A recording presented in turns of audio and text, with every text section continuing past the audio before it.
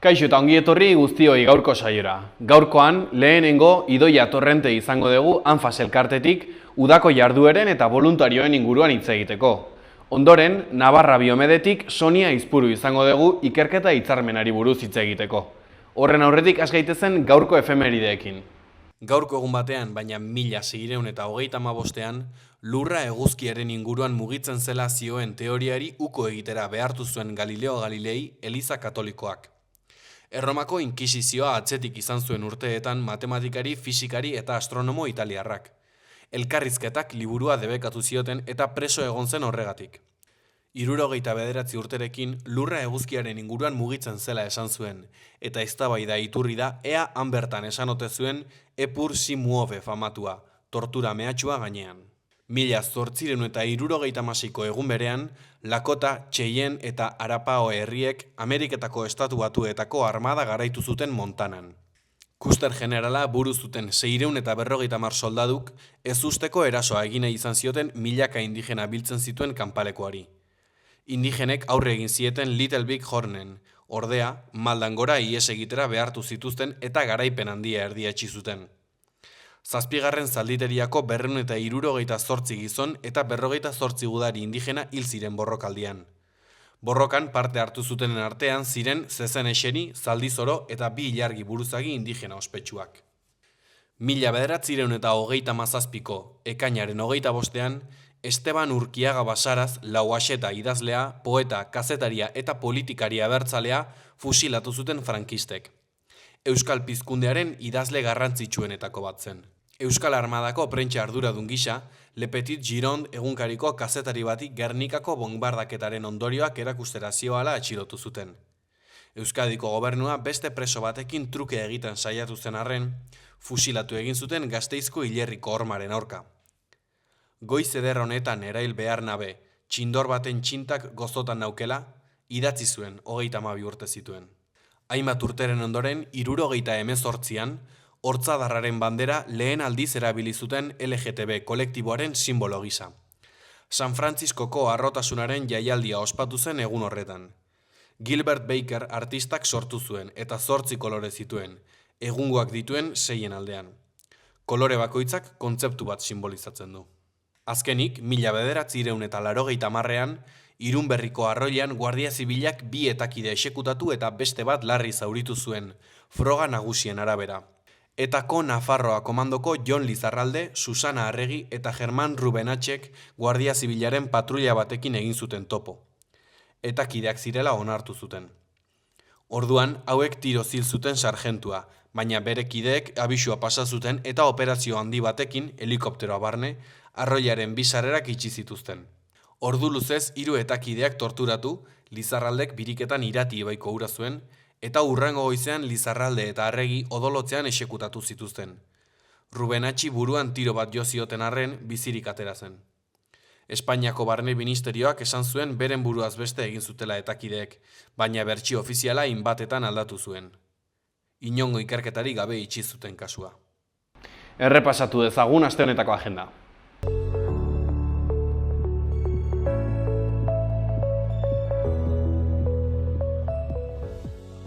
Ostegunean, kantu eta hitza zikloaren barnean Erromintxelak taldearen kontzertu irekia, Arrasateko swing taldea. Oko plazan izango da arratsaldeko 8etan. Egun berean, tailerra, Stop Sole, bakardade ez desiatua frenatzen. Yamaguchiko liburutegian izango da goizeko 11etan. Aldez aurretik izena eman beharko da liburutegian bertan edo liburutegiko kontaktuen bitartez. Ostiralean, San Ferminen aurreko kontzertua, La Pamplonesa, udaletxean arratsaldeko 8etan. Azkenik, larunbatean, Zinetak zikloan Asghar Farhadiren Naderisimin una separación filma, arratsaldeko 6etan Gazteen udaletxeko etxean. Orain gaurko komunikabideen azalak aztertuko ditugu.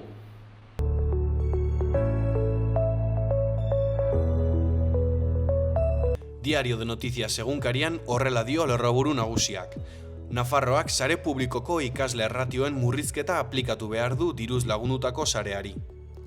Lehenengo puntuan, Jimenok dioenez epaia betetzeak antolakuntza kaosa sortuko luke. Bigarrenean, gastua 17 milioitan kalkulatzen du eta 7 milioi lege berriak eskatzen duen moduan ikasgelak mantentzeko gastua izango da. Hirugarrenean, 3.962 irakasle kontratatzeak ikasturte honetarako 209 milioi euroko gastua dakar. Argazki nagusian, mangera batek garai zureztatu zuen jaialdi erraldoi eta itogarri baten hasiera. Honen titularrean, Urro hasia festa leherketa. Jose Javier Mateo atletak piztu du metxa Barainainen. Tartean, terrorismoaren biktimei buruzko eskualdeko gobernuaren legeak ongizate eskubideak zabaltzen ditu. Eskuineko berrietan, ustelkeriaren inguruko eztabaidak zalantzak ereiten jarraitzen du Sánchezen bazkideen artean. Ondoren, enpresa publikoek 19 milioiko irabaziekin itxu dute 2025.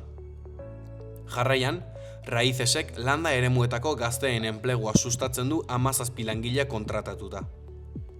Azpian, horiz, San Fermin egitarauaren barruan aurrentzako ekitaldi gehiago. Azkenik, umorea eta satira 16 pankartetan. Diario de Navarra egunkarian horrela dio lerroburu nagusiak. UCOk Antxon Alonsorentzat Terueleko eguzki parkeekin irabazi izugarria izan dela adierazi du. Marbellako lurzati bat, Herriberriren proiekturako diruaren zati baten helmuga. Argazki nagusian, Pedro Sánchez atzo Kongresuko ustelkeria kasuak eztabaidatzeko saioan. Honen titularrean, Sánchezi bildu bakarrik geratzen zaio. Abertzaleak ustelkeria Abalos eta Zerdanera mugatzen duen presidente bat babesten duten bakarrak. Eskuineko berrietan, eraikuntza enpresak ukatu egin du Sendabibarekin eta Alzorrizekin irregulartasunak egon direla. Ondoren, temperatura itogarriak ospitaleko geletan. Jarraian, osasun agintariek 12 hildako izan direla kalkulatzen dute Nafarroan beroaldiaren ondorioz. Goiko berrietan, Sarasateko zati bat San Ferminetan irekia. Ondoren, San Juan Xar igantziko uraren erritua. Azkenik, Merino, Tajonarreko mutiko bera naiz oraindik. Berria egunkarian aldiz honela dio lerroburuak. EAJak eta EH Bilduk ituna egin dute euskara eskakizunen auzian legea aldatzeko.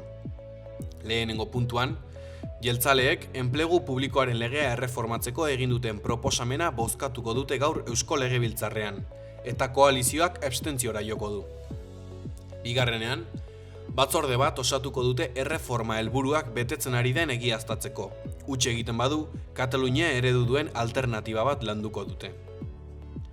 Argazki nagusian, termometro bat 44 gradu markatzen, atzo, Bilbon. Honen titularrean, beroteak goia jo du, 40 gradutik gorako markak gainditurik eta leuntzen hasiko da gaur. Beheko berrietan, artista ezagutzeko liburu bat. Jarraian, metalurgiak 164 enpresa eta 4.500 langile galdu ditu 15 urtean, laben arabera. Egiari zorrek estatu indarkeriaren 500 aitortza eskaera erregistratu ditu Jaurlaritzan. Azkenik, txertoak noiz iraungitzen diren aurrez jakiteko tresna bat aurkeztu du Osakidetzak. Goiko berrian, Iruñeko San Ferminak, prest dira peinen marrazki zorrotzak. Gara egunkarian horrela dio lerroburu nagusiak.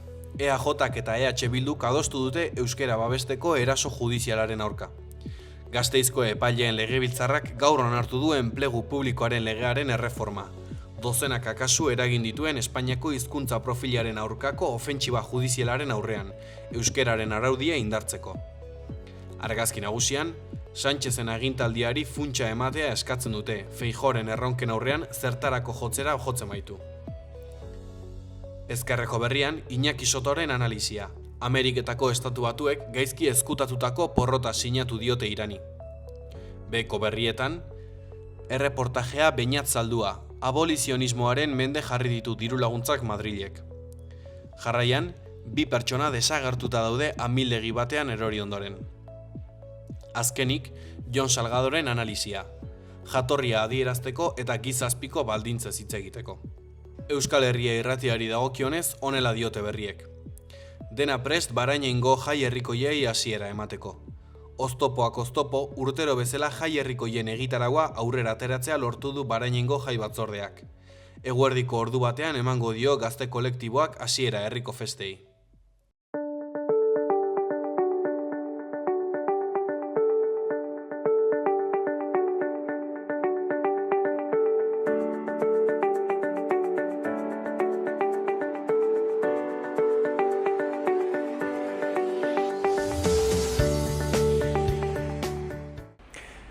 Kaixo eta ongi etorri gurera, Idoia, zer moduz? Kaixo, bueno. Plazer bat zu hemen izatea, gaurkoan Anfas elkartetik zatoz. Lehenik eta behin hitza emango dizut, hobeto zatuko dezulako noski, zer den Anfas eta zein den egiten duzuen lana? Vale. Bueno, Anfas da hemen Nafarroan urte luzez daraman elkarte bat lanean. Lan egiten dugu desgaitasun intelektuala eta garapeneko nahasmendua duten pertsona eta familiekin, adin guztietakoak eta zonalde ezberdinetan Nafarroa osoan zehar. Zenbat urte daramazkizue gutxi gora bera? Ba, justo aurten betetzen dira 75 urte Anfasen, osea, que ja daramagu urte asko. Imaginatzen duzu ez zinela egon hasieran, baino gauzak aldatu zenbat aldatu dira 75 urte atzera eta gaur arte? Ba, gauzak aldatu dira asko, hasiera batean bai sortu zela guraso batzuk bazuketelako beharra eta premia baita pues bere seme-alabak gizartean guztiz ikusiak ez zirelako eta haien beharrak, aldarrikapenak eta garatzeko, bai bide horretan lanean jarraitzen dela, baina orain asko handiagoa da, profesional kopurua asko handitu da, voluntario kopurua baita ere asko handitu da, orduan gizartea aldatzen joan den heinean, baita ere Anfas aldatzen joan da. Anfas izena nik uste dut nahiko ezaguna dela, nik elkarrizketa izan baino lehen izena ezaguna nuen, jakin gabe oso ondo zer zen. Akaso ez da ezaguna eguneroko lanan egiten duzuena, zer da zein da zuen egunerokoa eta zein da elkartearen helburua? Egunerokotasunean egiten den lana dago bideratuta guztiz, desgaitasun intelektuala duten pertsonen behar eta interesetara, bai azken urteetan, gero eta gehiago egin dela lan pertsonan eta familia ardatz duen ereduan, errealki haien iritziak, haien interesak ezagutzeko, eta orduan horren baitan baita joan gara aldatzen jarduerak, programak eta abar, eta orduan pixkat horrela helburu orokor bezala, batez ere haien bizi kalitatea hobetzea eta gero beraiek eta beraien familiak baita gaitasuna izatea bizi proiektuak garatzeko eta gu prozesu horretan ez nolabait akonpainatzeko pertsona. Azken urteetan baita ere desgaitasun nahi dituzten pertsonekin edo gaixotasun nahi dituzten pertsonekin era esko aipatu nitz bat bada inklusioa. Inklusioari dagokionez zertan egin dugu aurrera eta zer gelditzen zaigu oraindik aurreratzeko? Inklusioarekin, bai, nik uste azken urteetan aurrerapen asko eman direla, behintzat gizartean, bai, ikusten dela, desgaitasun intelektuala duten pertsonak ere gizartearen parte direla, eta esparru ezberdinetan nolabaiteko egokitzapen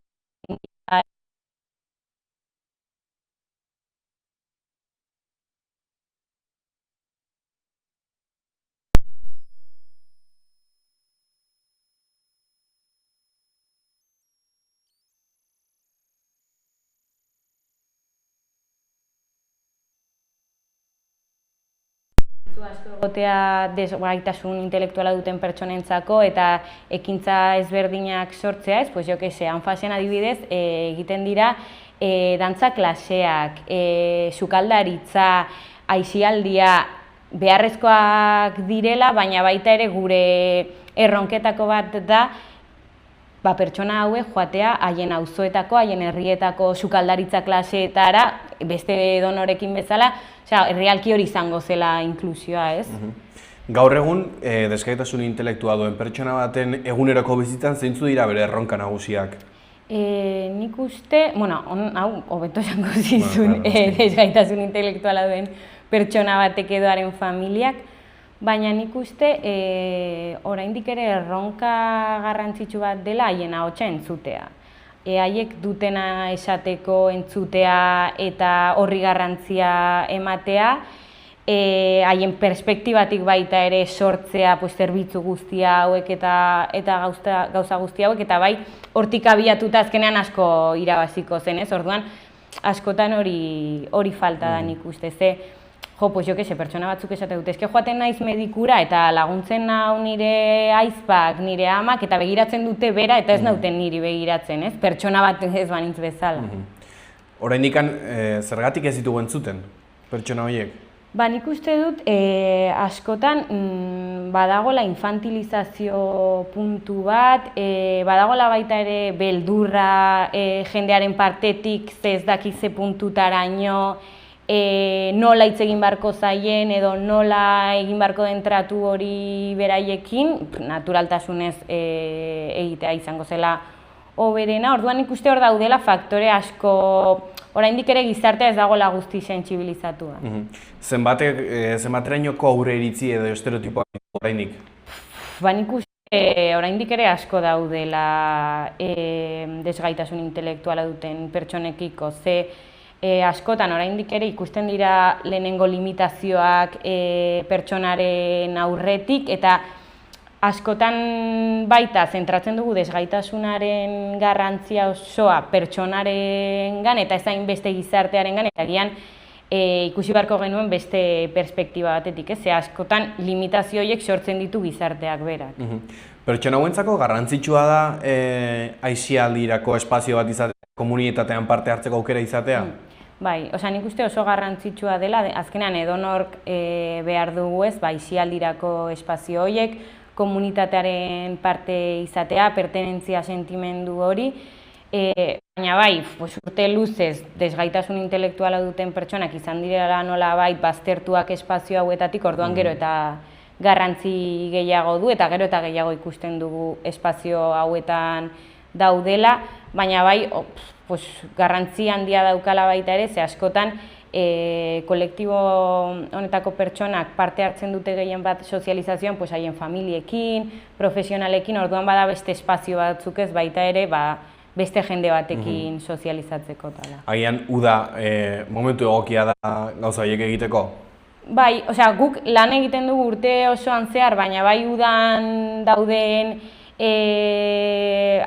jarduera eta zerbitzu gehienak daude bideratuta aisialdira, oporraldiak, egiten diren herri eta hiri udalekuak eta hola, bai alde batetik aisialdira eta gozatzeko espazioak izatera, eta baita ere familien kontziliaziorako eta horrela, baita beraiek ere espazio horiek izateko. Aipatuko dugu, horko beste gai nagusi bat, badela, ANFAS voluntario bila dabilela udararako. Zer da udararako prestatzen ari zeratena? Bale, udan, orain ja gaude martxan, hemen Iruñan eta baita ere berehala Lizarran eta Tuteran hasiko gara martxan, eta badaude zerbitzu ezberdinak. Alde batetik daude Lizarran, Tuteran eta Iruñan herri udalekuak, direla goizetan baita kontziliaziorako eta horrela, hor daudela haur eta gazteak, gero badaude aisialdi jarduerak gazte eta helduentzako, 55 urte baino gehiago duten pertsonentzako baita goizetan egoten dira jarduerak egiten, eta gero uztaila amaieratik abuztua osoan egoten dira oporraldiak, joaten direla talde ezberdinak leku ezberdinetara. Aipatu dituzun jarduera guzti hauetan, voluntarioek ze paper jokatzen dute? Voluntarioek egiten dute jarduera guzti hauek aurrera ateratzea azkenean. Haiek gabe ezingo genuke praktikamente ez ere egin, eta badela momentu bat lehen esaten nuena, ez? Baita ere, desgaitasun intelektuala duten pertsonek sozializatzerako beste espazio batzuk izatea, beste pertsona batzuekin izatea aukera sozializatzeko, oporraldietan badaude gazte taldeak joaten direla, bolondrez asko baita gazteak direla eta orduan hor elkartruke polit bat sortzen dela, azkenean da akonpainatzea aisialdi espazio hauetan baita ere. Kasu hauetan jendeak pentsa dezake prestakuntza bat behar dutela voluntario izateko. Kasu horretan, zein da zuek ematen diozuen erantzuna zalantza hori duen pertsonari? Ez da beharrezkoa izatea prestakuntzarik ez ezer berezirik, ez da esperto bat izan behar. De hecho, bolondrez izatera etortzen den jende asko da, bere lehenengo aldia harremana duela desgaitasun intelektuala duten pertsonekin, eta horrela, nik ez nuke esango ezer berezirik behar denik. Gogoak bolondrez izateko eta baita ere beste realitate batzuk ezagutzeko, orduan nik uste aukera polita dela baita ere, pues, beldurrak kentzeko, lotxak kentzeko, eta gero gu bai eskaintzen dugula formakuntza, lehenengo gurekin harremanetan jartzen dira eta azaltzen dizkiegu gauza ezberdinak, orduan pixkatu bikatzeko baita ere badaude moduan. Ze konpromiso eskatzen du Anfasen voluntario bezala eskaintzeak? Osea, bai konpromezua dela zer oso garrantzitsua, ze, pues esan dudan bezala, jarduerak aurrera ateratzen dira bolondresengatik, orduan garrantzitsua da, pues, bakoitza puntatzen den jardueretara gero pues, gerturatzea, bertan ere baita konpromesuz aritzea, gogoekin etortzea eta sobre todo pues, errespetuz jokatzea baita pertsona guztiekiko. Eta voluntario batek jarduera hauetan parte hartzetik zer jasotzen du, zer eramaten du gero etxera? Ba asko egia esan, bai, ze bada modu ez, osea, nik uste lortzen dela modu bat, mundua beste puntu batetik begiratzeko, ez agian, aurretik ez daukazu ideia asko errealitate honen inguruan eta horrela, orduan bai jasotzen duzula beste forma bat mundua ikusteko, gero baita ere sentsibilizazio hori daukazu eta sentsibilizazio hori pues, zabaldu dezakezu zure kuadrillan, zure familian, zure herrian, orduan nik uste bai jasotzen duzula asko, gero baita pues, harreman oso politak sortzen dira, gozatzen duzu da beste modu batean baita. Aipatu dituzun, lehenago aipatu dituzun jarduera horietatik niri deigarrien eritzen zaidana oporraldiarena da. Nolakoak izaten dira oporraldiak? Oporraldiak joaten dira pues, talde ezberdinak, ez txikiak, gazteak, helduak, eta aste bakoitzan egiten da gutxi gora bera, pues, taldearen araberako ekintza ezberdinak, edonor bere oporretan egingo zituen gauzak, pues, jo que se, hondartzara joaten dira, itsasontzian buelta ematen dute, dantzatzera, zehozer hartzera, osea, badira espazio politak, pues, harreman estuak sortzeko, bai bolondrasen artean ze desgaitasuna duten pertsonekin, osea, badira espazio batzuk non deskantsurako aukera dagoen, ondo pasatzeko, azkenean oporretan edo nork egingo genuena, pues beraiek baita egiten. Nora jun izan zerate? Leku pila batetara, aurten adibidez, badoazko Marrugara, Oriora, Zarautzera, Lekarozera, Hondarribira, igual baten bat uzten dut baita hortik. Ze suposatzen du parte hartzea entzako, ezgaitasun intelektuala duten pertsonentzako horrelako oporraldi batean parte hartzea, ez dakit berein artean elkar ezagutzen diren, baina bueno, voluntario batzuk ezagutzea ere bai, leku berriak ezagutzea, jarduerak egitea. Beraiek bai oso gustora joaten direla, askotan pasatzen dute uda guztia itxoiten bere astera han egoteko eta horrela, eta askotan pues, dira beraien lehenengo harremanak, hortik sortzen dira kuadrilla pila bat, askotan eramaten dute urte pila bat pues, jende berdinarekin joaten, baina bai momentu da pues, deskonektatzeko asko badaude urtean zehar ikasten, lanean. Orduan, pues, baita beste deskonexio puntu hori, deskantxo puntu hori jasotzeko, haien familietatik baita pues, deskantxu bat izateko bai gurasoen partetik eta baita ere haien partetik. Eta baita familien aldetik pues, deskantxurako momentu bat, askotan baita haien oporrak dira, ze zaintza beti bada asko eskatzen du, zaintza momentu honek, desgaitasuna duen familiar bat baldin badaukazu, oraindik ere gehiago, esfortzu gehiago egiten duzu urte osoan zehar, ez? Orduan, oporrak zentzu horretan ere garrantzitsuak dira. Oporraldietan, voluntarioek zelan izaten dute? Alde batetik da, garrantzitsuena dena nire ustez, parte hartzaileak animatzea ekintzetan parte hartzera, aseguratzea ez disfrutatzen dutela, denak daudela taldean, denak daudela momentuaz gozatzen eta horrela, eta gero talde eta pertsonaren arabera behar batzuk edo beste batzuk asetzea, ez? Oinarrizko beharretan laguntzea, apoio emozional handia baita ematen da momentu horietan, Orduan, asko dependitzen du ze talde eta pertsonekin joaten zaren. Azken urteetan izan duzue esperientzia bereziren bat, anekdotaren bat, gertakariren bat?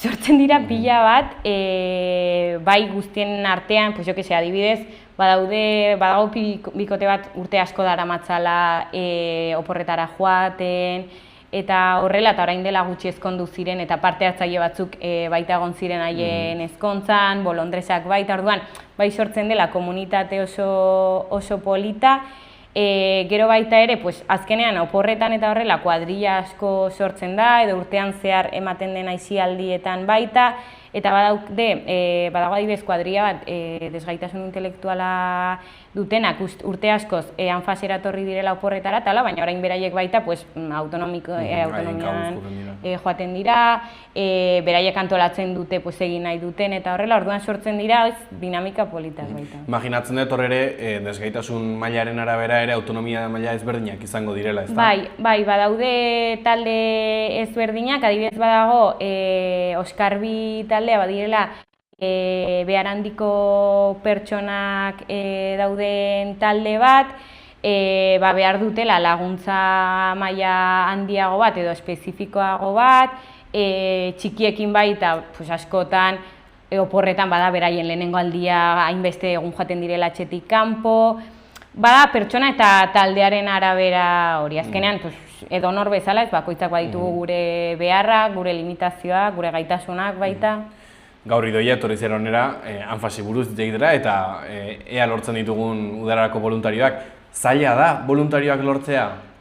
Badaude batzuk eramaten dutela bizitza osoa anfasen eta eramaten dutela 10 urte baino gehiago urtero porretan joaten eta errepikatzen dute, eta orduan zentzu horretan badago base batez urtez urte errepikatzen duena, baina bai, kopuru handia behar da, orduan hasieran bai beti kostatzen zaigula pixkatez martxan jartzea, jendea animatzea, askotan baita jende asko lortzen du, lagun bat etorri da eta hurrengo urtean ekartzen du beste bat, baina bai, udan oraindik ere lan handia egiten dugula bolondresak bilatzeko. Ze profil izaten duzu voluntariotan, gazte gehiago izaten dira, heldu gehiago? Pixkat denetarik, bai oporretan eta herri udalekutan tala egoten direla pertsona gazte pila bat, baita jubilatuak etortzen dira, badago pixkat denetarik, denek daukate bere lekua hemen. Gaur egun Anfas elkartean, zer da gehien behar duzuna, voluntarioak dira edo beste zerbait bada gehiago behar duzuena? Nik uste alde batetik badirela bolondresak profesionalekin batera elkarlanean aritzen direlako denbora guztian, baina baita ere nik uste behar dugula gizartearen partetik beste ikuspuntu batetik ikustea desgaitasuna, baliabideak oraindik ere oso urriak dira zentzu horretan. Orduan oraindik baita hor lan handia dago udaletxeen partetik, elkarte ezberdinen partetik, norbanako bakoitzaren partetik. Aipatu duzu hasieran, Iruñan dagoeneko martxan zaudetela eta berehala bai Lizarran eta bai Tuteran martxan jarriko zeratela. Voluntarioen egoera herri bakoitzarekin ezberdina da, osea, nik voluntariotza egin nahi baldin badet, izena ematen den leku batean edo bestean. Hori da, bai, zonalde ezberdinetan, adibidez Lizarran badago, Lizarrako jendea, Lodosako jendea, bakoitzak erabaki dezake nun egin, osea, badago jendea, agian urtean zehar hemen Iruñan dagoela eta hemen aritzen dela bolondrez bezala, baina bere herria badagoela Tutera aldean orduan udanan egoten dela, osea, hor pertsona bakoitzak baita erabaki dezake nun egin. Herri bakoitzeko egoera zein da, badago lekuren bat gehiago behar dira voluntarioak? Hemen Iruñan baita handiagoak garelako gu eta jende gehiago delako, bai jende gehiago behar dela. Gero Tuteran baita ere 30 bat pertsona behar dira, eta Lizarran oraintxe bertan, badago jende orduan 4 pertsona edo beharko ziren, baina hemen Iruñan herri udalekutan 150 pertsona inguru behar dira, oporretan, porrak badirela zonalde guztietakoak, baina baita ere beste 150 pertsona gutxi gora bera. Ez dugu aipatu, baino voluntario bat baldin badago hau ikusten, nola eman daizake izena? Idatzi dezake gure korreora dela voluntariado@anfasnavarra.org edo estela telefonoz deitu edo WhatsApp bat bidali gure zenbakira dela 680 45 87 85. Ados. Anfas elkarteari buruz, etorkizunari begira, zeintzuk dira datozen urteetan izango dituzuen erronkak?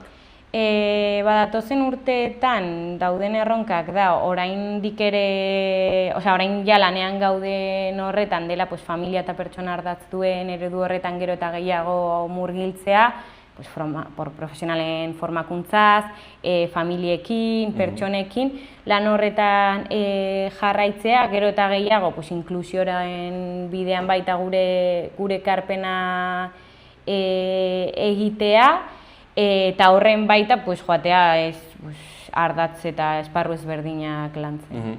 Hasieran aipatu egun bezala, gaur egun asko hitz egiten da inklusioaz, zer ikusi beharko zenukete zuek esateko hemen benetan ez gara soilik inklusioari buruz hitz egiten ari baizik eta aktiboki inklusioan parte hartzen ari gara? Nik uste, hau bada, meloi oso handia, inklusioarena. Baina nik uste, errealki inklusioa egongo dela, ez denean beharrezkoa aparteko espazioak sortzea, ez denean beharrezkoa izango, sukaldaritza klase bat sortzea zehazki desgaitasun intelektuala duten pertsonentzako. Ez denean beharrezkoa izango, ez denbora guztian kanpoko zeozer bezala sortzea, sino gure auzoetan, gure herrietan, pertsona hauek parte hartu ahal izatea, bakoitzak dituen beharrekin eta berezitasunekin, baina horren baitan egotea, edonork gizartean parte hartzen duen bezala, beraiek baita parte hartu ahal izatea, eta denak normaltasunez ikustea hau. Nolako Nafarroa irudikatzen duzue behar ezberdina dituzten pertsonentzako? Nik uste Nafarroa bat non denok izatea ez, leku guztietan egotea irisgarritasun hori, espazioak ulergarriak izatea pertsona guztientzako, denok parte hartu ahal izatea nahi dugun gauzetan eta nahi ez dugun gauzetan ez egotea eta denon iritziak mahai gaineratu ahal izatea eta entzun ahal izatea. Orain eskatuko izut Idoia, pixkat komertzial lana egiteko. Voluntario izatera joatea pentsatzen duen horbaitek zalantzak ditu, beldurra ematen dio, ez daki merezi duen, ez duen merezi, aurre iritzi batzuk izan ditzake, zalantza hortan dabilen pertsona bati zer esango zenioke? Nik esango nioke probatzeko.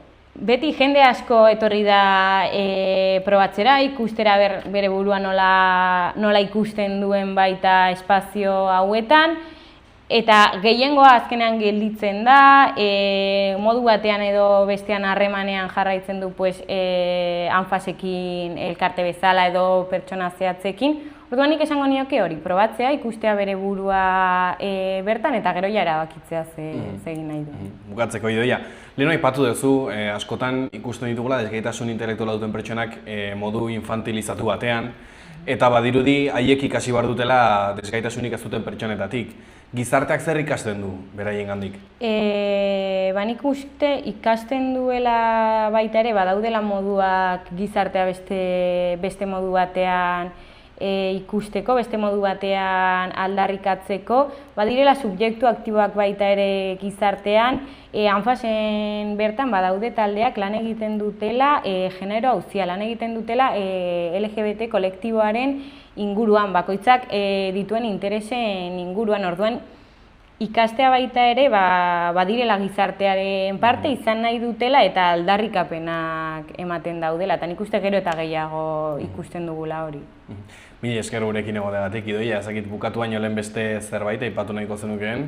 Ezer berezin, nik uste ja dena aipatu dugula hori, jendea animatzeko bolondrez izatera, oporretan, herri udalekutan, eta gutxi gehiago.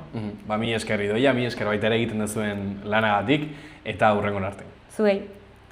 Ireki zeure negozioa martxan dagoen baten abantailekin. Negozio bat ireki nahi duten pertsonak eta bere esku aldatu nahi dutenak elkartzen ditugu. Laboral Kutxa.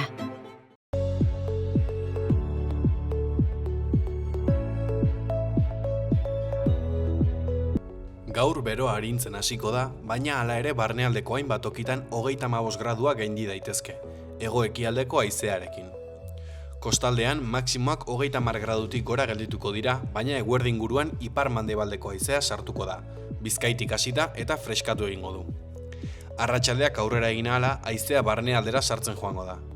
Egunaren bigarren partean hodeitza ere ugaritu egingo da eta ekaitzak jotzeko probabilitatea handitu egingo da. Zenbait lekutan zaparrada mardulak bota ditzake, txingorra eta haize-bolada gogorrekin batera. Eguneko temperatura minimoak azken orduetan neurtuko dira. Gauean aurreko egunetan baino gehiago freskatzea lortuko du. Ostiralean giro nahiko argia izango dugu. Goizaldean hodeiak ugariagoak izango dira, baina gainerako orduetan ostarteak izango dira nagusi. Kostaldean tarteka behodei batzuekin. Eguna ostegunean baino giro freskoagoarekin hasiko dugu. Temperatura maximoak apur bat jetxi daitezke, baina oraindik ere 30 gradutik gorakoak izango dira, kostaldean izan ezik.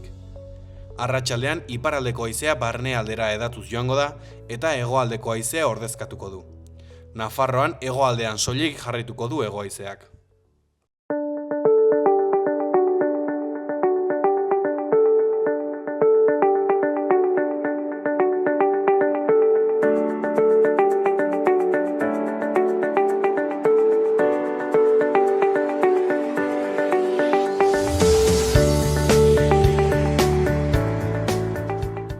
Kaixo eta ongi etorri gurera, Sonia, zer moduz? Kaixo, eskerrik asko. Ongi gaude. Plazer bat, zuen izatea, gaurkoan Navarra Biomeden izenean zatoz. Hori da. Lehenik eta behin ikuste dut, komeni zaigula publikoarentzako azaltzea zer den Biomed eta zer den egiten dezuena, beraz, Sonia, aurrera. Navarra Biomed ikerketa biomediko zentro publikoa da. Orduan, gaixotasunak eta bar ikertzen dira, eta hau da alde batetik eta beste aldetik osasun sistemaan ikerketa bultzatzen dugu, esan nahi du. Han profesionalak daude eta osasun publikoan ikertzeko laguntzen dugu. Ados. Ze harreman dauka edo ze lan egiten du fundazio honek Nafarroako osasun sisteman?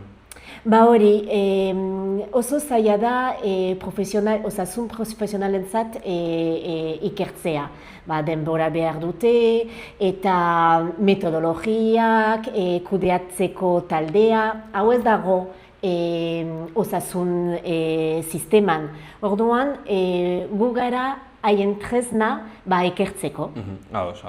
Azken asteotan okerrez banago mobilizazioak egin dituzue hitzarmen kolektiboaren inguruan. Zein da egoera? Pentsatu behar duzue, Miguel Servet Fundazioak 40 urte ditu. Justu urte honetan 40 urte egingo ditu. Eta hastapenetik ez dugu hitzarmenik. Horrek esan nahi du gure baldintzak nahiko txarrak dira. Eta orduan daramagu 3 urte hitzarmena prestatzen, negoziatzen eta pixkat gure baldintzak eta ikerketa publikoaren baldintzak hobetzeko. 3 urte daramazue hitzarmena idazten, okerrez banago zuzendaritzak onartu zuen hitzarmena, zer falta da? Hori, adostasuna lortu dugu, urte honetan. Zer falta da, konkretoki eraman behar dugu. Esan nahi du, azkenean, ados da gaude denok hitzarmenarekin, orain aurre kontuetara pasatu behar da, edo konkretoki izan behar dugu, izlatu behar dugu aurrekontuetan. Kostatu zaizue hitzarmen hau idaztea eta zuzendaritzarekin adostea? Azkenean, hori esan dizut, 40 urte darama fundazioak. lehenengo hitzarmena da. Hemen Nafarroan ez dago ikerketarako hitzarmenik. Orduan beti oso zaila da lehenengo hitzarmena ateratzea. Orduan bai, kostatu zaigu, izan dira joan eta etorri asko, baina azkenean nik uste dut hitzarmen txintxoa eta ona lortu dugula. Sigurezki hobetu ahal dugula askoz gehiago, baina azkenean lehenengo hitzarmen izateko nik uste dut denok ongi gaudela hitzarmen hauekin. Aipatu dituzu aurrekontuak, aurrekoak falta dela, aurrekontuak islatzea. Zein da aurrekontuak bermatzearen garrantzia? Ez badu, noski, fundazioa publikoa da. Orduan, aurrekontu hemenpe gaude. Ez bada islatzen aurrekontuetan, hitzarmena ezin da, ez da sinatu. Orduan, garrantzi osoa du, aurrekontuetan ez badago islatuta, ezin dugu martxan jarri. Ze arrisku ditu aurrekontua ez islatzeak? Ez badago arrankut, esaten dizut, aurrekontuak ez badute hitzarmenak kontuan hartzen, ez dago hitzarmenik. Azkenean hitza besterik ez da izango. Langileentzat hitzarmen honek ze berritasun dakar, ze onura dakar? Esan dizut bezala, azkenean gure baldintzak nahiko txarrak direla. Hasta departamentuan ere esaten dute soldatuak igo behar direla, ez garela kompetitiboak. Orduan, talentua hau badakigu gaur egun oso garrantzitsua dela, baina talentua irakartzeko eta gordatzeko baldintzak hobeak izan behar dira. Orduan, esaten dizut, zuzendaritzak horri ere esaten du, departamentuak ere. Orduan, orain, mekanismoa, enkajea aurkitu behar dugu, denok elkarrekin, hitzarmenan martxan jartzeko. Eta horrek esan nahi du, aurrekontuan sartzea. Nolakoa da gaur egun ikertzaile baten egoera? Hori esaten dizut, oso prekarioa da. Ez dago oso kontratu, behin betiko kontratu gutxi daude. Esan nahi du normaltasuna da behineko kontratua. Eta esan dizut ere, oso soldata basua. Orduan, orain arte beti esaten dela bokazioa dela, eta bokazioa dela, oso bokazionala da ikerketa. Baina orain ikerketa duina eskatzen dugu. Aipatu duzu kontratuak behin-behinekoak direla. Arazo handia suposatzen du behin-behinekotasun horrek? Noski jendearentzat, lankideentzat eta ikerketentzat ere. Azkenean ikerketan normalean epe luzera doa. Orduan, azkenean jendea sartzen da, jatea joaten da, kontratuak lotuta daude proiektuekin. Askotan, 3 urteko proiektuak lortzen ditugu, edo diru laguntza eri esker. Europakoa, gobernokoa, estatukoa. Orduan dira 2 urte, 4 urteko proiektuak, eta azkenean bokatzen denean proiektua, kontratuak ere bokatzen du, eta jendea kanpora joaten da. Claro, zer egin barazu beste proiektu bat bilatu kasu horretan? Beste proiektu lortu, batzuetan lortzen da, beste batzuetan ez, orduan hau da prekaritate hori. Gertaliteke ikerketa batek 4 urte irauten baldin badu kontratua ikerketa erdian gelditzea? Normalean proiektu batekin lortzen duzu ikerketaren zati bat edo helburu txiki bat duzu. Askotan ikerketa askoz luzeagoa da. Orduan, normalean gure helburua lortzen dugu, baina helburua da epe motzean, ez luzean. Claro, egoera honek orduan ikerketa oso bat oztopatu egiten du guztiz. Noski, eta beste aldetik, ikertzeleen bizitza ere komplikatzen du. Azkenean, denok nahi dugu pixkat estabilitatea, denok bilatzen dugu, eta horrelako kontratuekin oso zaila da lortzea. Aipatzen duzue baita ere, talentua erakarri nahi duzuela Nafarroara eta hemen atxikitzea. Zaila da Nafarroan bertan ikertzaileak hemen gelditzea? Alde batetik esan dizut, gure baldintzak ez dute laguntzen. Lortzen balin baduzu soldata hobea, askotan aukera balin baduzu joaten zara. Eta gero geratzeko ere, esaten dizut, bai soldatak eta bai kontratuak ez dute jendea harrakartzen ona. Gainera, pentsatu behar duzu, mundu hau oso lehiakorra da. Azkenean, esaten dizut, proiektuak lortzeko, proposamena egin behar dugu, pasatzen filtro pio daukazu, orduan ez da hain erreza. Onena eta ikertzalerik onenek lortzen dute. Orduan ez badugu talentu hau ekartzen, ez dugu proiekturik ere lortzen. Azkenean da pixkat zirkulu... Oso ohikoa da, hemen prestatutako norbait kanpora jutea baldintza hobeen bila. Bai, noski. Zer beharko luke ikerketa publiko batek kasu honetan, hemen prestatutako gazteak edo eta kanpoko jendea erakartzeko? Esaten dizu, guk uste dugu lehenengo gauza gure baldintza hobetzea dela. Lortzen baldin baditugu, jendea ona etorrena izango du eta geratu. Eta hau da super garantzitsua. Pentsatu behar dugu, orduan hori, esan dizut lehen enkajea aurkitu behar dugula. Estatu mailan, orain dela 3-4 urte, zientzia lege berria atera zuten, eta lege horren helburua hau da. Prekaritatea murriztea eta egonkartasun hori lortzea. Orduan zer esan nahi du? Esan nahi du lortu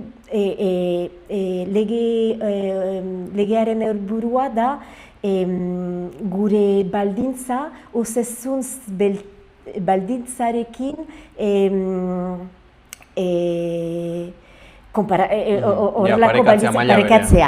parekatzea. Baina hau da lege bat. Hitzarmen horren bitartez, enkaje hau lortu nahi dugu. Azkenean izango da, lege berriak esaten duena hitzarmena ekartzea eta hori martxan jartzea. Azkenean, lehen ez geneukan, baina orain, lege horren esker, marko bat dugu baldintzat hobetzeko. Orduan, orain da unea horrelako prekaritatea eta hori murrizteko. Imaginatzen dut, lan baldintzak hobetzeak ez duela soilik jendea erakartzen eta proiektua bermatzen, baizik eta proiektua berak eta ikerketa berak hobeak izaten ere bai. Noski. Bueno, azkenean jendea, hau da edozein sektoretan, azkenean jendea pozik balin badago, balintzarekin ados balin badago, hobeto lan egingo du, hau zarantzarik gabe. Orain markoa daukagu eta bakarrik martxan jarri nahi dugu. Lege horrek zer esan nahi du ere, denok ados gaudela esateko baldintzak ez direla onak. Orduan, denok orain, denok ados balin gaude horrekin, martxan jarri behar da, eta orain markoa daukagu eta hori apostua egin behar dute eta guk uste dugu bolontatea dela. Askotan ikusten dut, herritarrok ere bai ez dugula ikusten egiten duzuen lana, pixka bat itzalean gelditzen da, Azaldu dezakezu ze motatako ikerketak egin izan dituzuen? Ba, jendeak askotan ikusten du superurrun, baina ez da, azkenean laborategian lan egiten du, baina ikerketa translazionara ere zan nahi dut. Ikerketa laborategian oso garrantzitsua da. Azkenean, gaixotasunak ulertu behar dira eta aurkitu behar diren bere mekanismoan gero tratamentuak eta hori hobetzeko.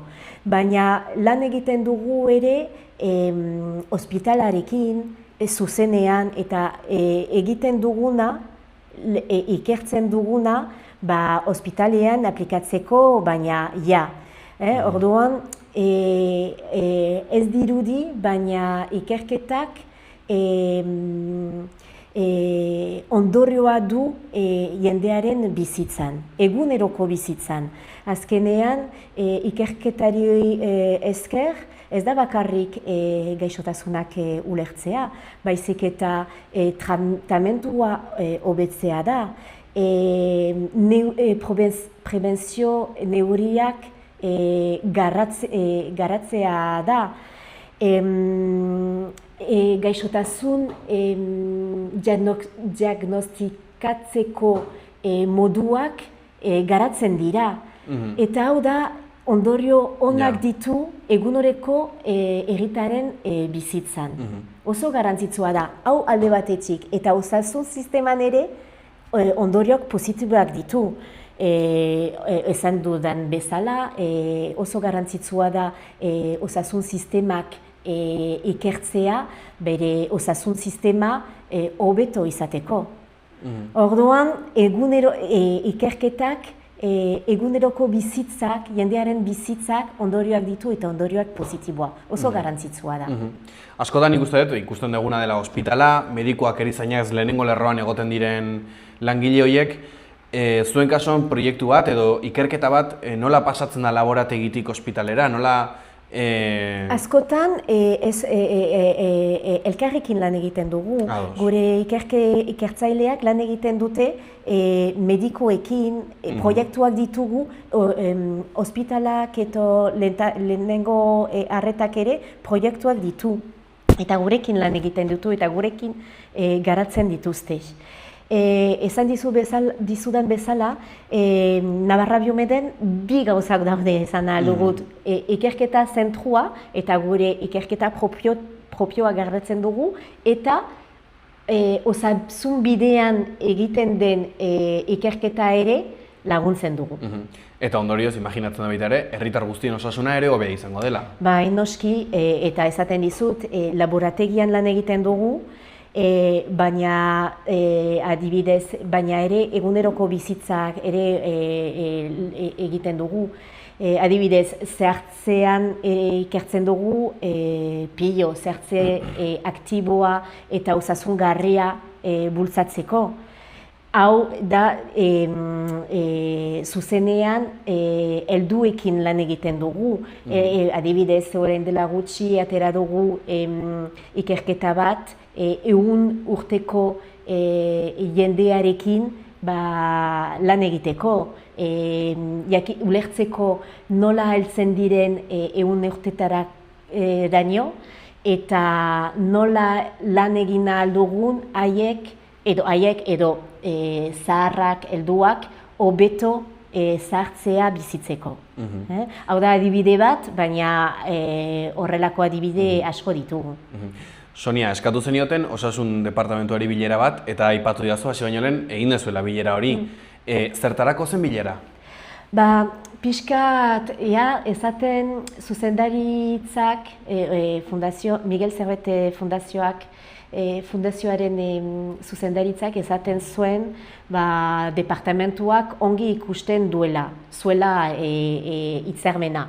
Baina oski, esaten zuten zuzendaritzak ongi ikusten zuen departamentuak ere, eta ez genuen ondo ikusten orduan zergatik ez zela sinatzen. Orduan, bilera eskatu genuen, pixkat ikusteko ea benetan bolontate politikoa zegoen ala ez. Orduan pasaden aste artean bilera izan genuen, eta bai, esan ziguten ongi ikusten zutela, esan dizut, eta esan ziguten soldatak altuagoak izan behar zirela, eta bar. Orduan, eta esan ziguten, enkajea aurkitu behar dela, ez da, esan dizut bezala, azkenean aurrekontuan islatu behar dela, eta ez dela hain erreza. Ez da hain erreza, mekanismoa aurkitzea, baina guk uste dugu azkenean bolontate politikoa behar dela, eta benetan nahi balin badute, benetan esaten balin badute hain garrantzitsua dela ikerketa, bai aurkituko dutela. Ez dugu zalantzarik honetan. Noski, datorren urtean martxan jartzeko, orain da momentua negoziatzeko eta batez ere lan egiteko aurrekontuetan gure hitzarmenak islatzeko. Jaso zenuten erantzuna, espero zenutena da edo beste zerbait espero zenuten? Bueno, espero genuen pixkat zailagoa izatea, eta ez genuen pentsatzen hain ongi ikusiko zutenik. Orduan,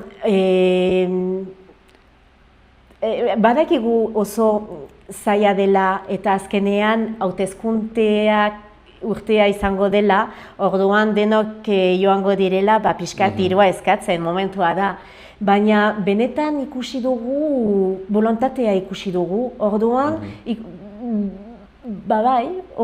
pentsatzen genuen, baina hobeto ikusi genuen. Irailean aurrekontuak negoziatuko direla, une garrantzitsua da, giltzarria da momentu hau? Ez bat dira sartzen datorren hurrengo aurrekontuetan, ez dugu izango hitzarmenik. Gero gainera, hori esan genuen bezala, datorren urtean hauteskundeak, Navarra Biomeden ere hauteskundeak izango dira, lan batzordeak hauteskundeak, orduan, lan guztia galdu aldugu. Orduan, bai, gurentzat oso garrantzitsua da, eta bai, gurentzat unea da. 3 urte daramagu, eta esan dizudan oso garrantzitsua da, 3 urte daramagu, eta 40 urte daramagu, hitzarmenik gabe. Ezke soldatak basoak dira, baina gainera ez dugu antzirikoateterik, gauza pilo hobetu behar dira. Aurrekontu hauetan sartuko ez balira, noiz arte itxi beharko zenukete? Hau da garela, galdera hau ezin dut erantzun. Ez dakigu, ez bazartzen, agian gobernua aldatuko da, agian batzordea aldatuko da, ez dakit. Hau da, orain daukagu aukera. Hemendik zemezu bidali nahi diozue Nafarroako gobernuari? Bebeitu, gaur goizean beste konzentrazio bat egin dugu parlamentuaren aurrean, pixkat mezua pasatzeko.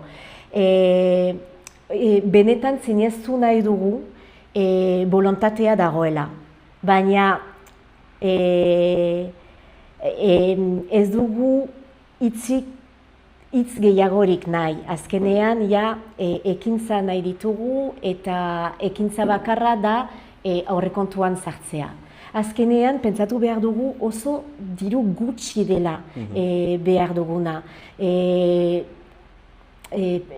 Departamentuaren aurrekontuan oso parte gutxi, ez da ezer, ez da 100%, da 0,11, oso gutxi da. Orduan, bai, badakigu azkenean denok nahi dute dirua eta orain beti dago borroka hartzen duzuna non baitzik jartzera hona, ulertzen dugu dena, baina benetan oso gutxi da eta uste dugu bolontatea besterik ez dela. Eta herritarrei zer esango zenukete, zergatik egon behar dira gai honetan interesatuak?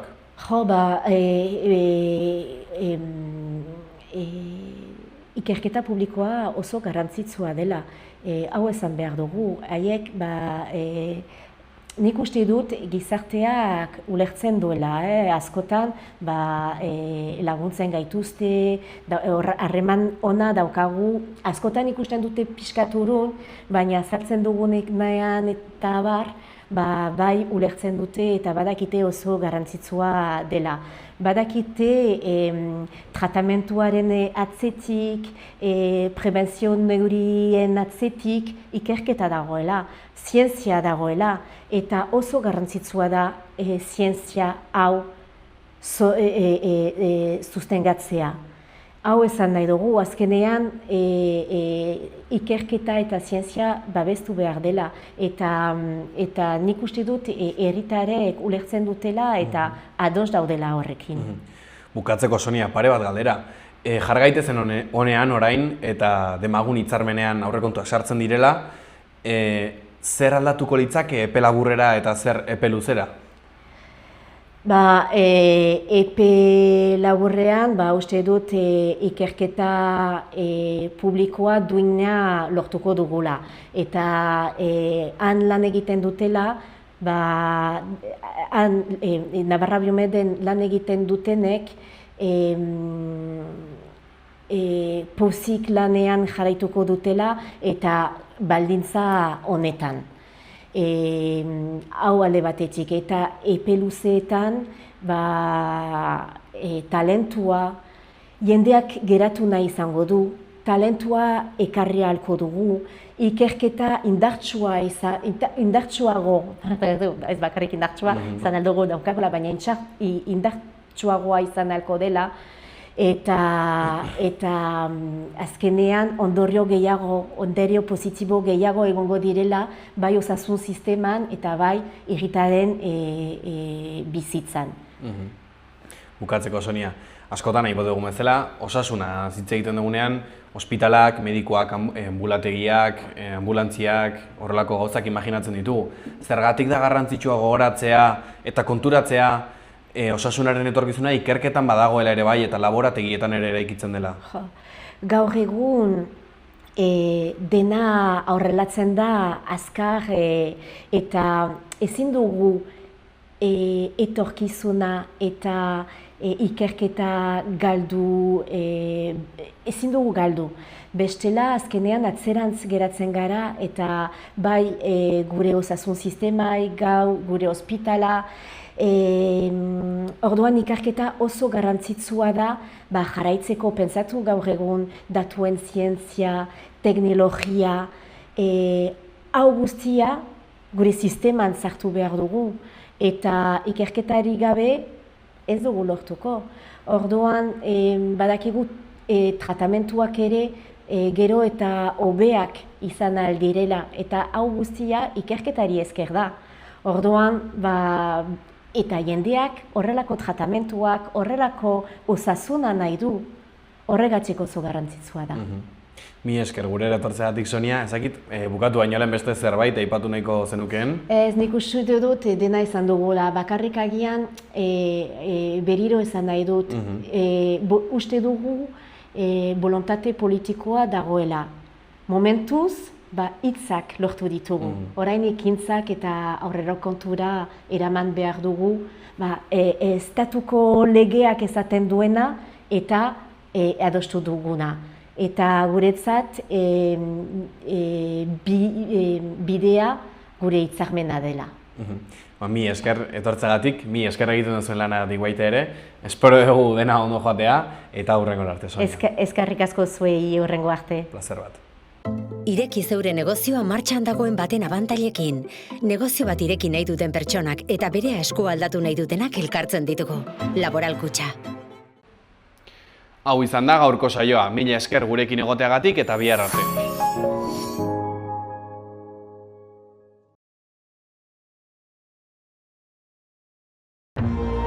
Gobierno de Navarra. Nafarroako gobernua.